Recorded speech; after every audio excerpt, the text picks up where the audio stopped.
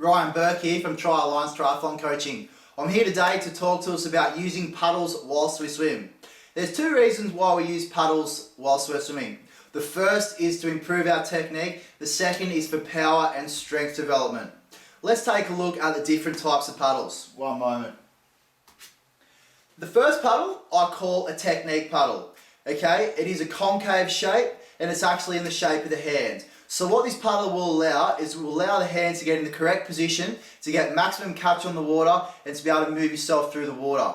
What I would recommend is basically anyone who's a beginner, this is the first type of paddle that you should purchase, okay? You should grab this paddle, it's going to help your catch and your technique. What you want to do is you want to actually put one finger in the strap. What this will allow is it will allow you to pick out flaws and discrepancies in your stroke. For example, if you're coming over and you're entering with your thumb, okay, the paddle's going to move from the hands. You're going to get water between the paddle and the hand. That means you need to work on your entry. Likewise, if you're pulling water underneath the body, okay, the paddle's going to get water between the hand and itself, all right, and it's going to move. Okay, so what you need to do is you need to come over, correct technique, enter with the big finger in line with the shoulder, okay, even pull through on the water so you've always got pressure on the paddle. Okay, aim towards the hip and then hip driven freestyle, we rotate out of it. If you have the correct technique, the paddle will actually stay flush on your hand for the whole stroke.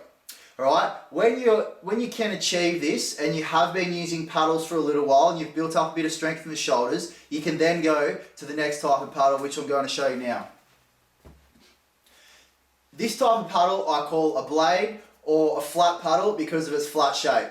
This type of paddle is used to develop our strength and our power, okay? You want to be careful with these type of paddles, alright? They put a lot of pressure on the shoulders, okay? So you want to use them about 10 to 15% of the time in training, okay? A lot of triathletes get caught up in using paddles all the time, alright? They feel good, they make you feel strong, but actually overusing the paddles can cause injury and it can actually make you lose the feel of the water. Because what we're doing is we're actually increasing our surface area. So when you take the paddles off, it feels like you're swimming with freestyle with your fists, okay? So you want to be careful how much you use your paddles.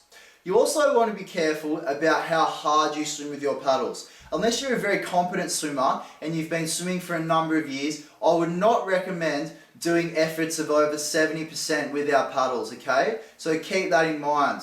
When we use paddles, we want to increase our stroke length, okay? So we want to get greater distance per stroke and our stroke rate will actually slow down. So think about this. If you're taking 50 strokes, okay, normal freestyle without paddles, I would expect you to take 45 or less when you put the paddles on, okay? If you're not, you need to refine your pull through, okay, your catch on the water and your rotation. Let's quickly talk about paddle size. You have to be realistic about your hand size, okay? For me, a medium is very, very sufficient, okay? For swimmers with bigger hands, I would start with a medium and then you can always progress to a large. You don't want to start with a paddle too big and then downgrade to a smaller paddle.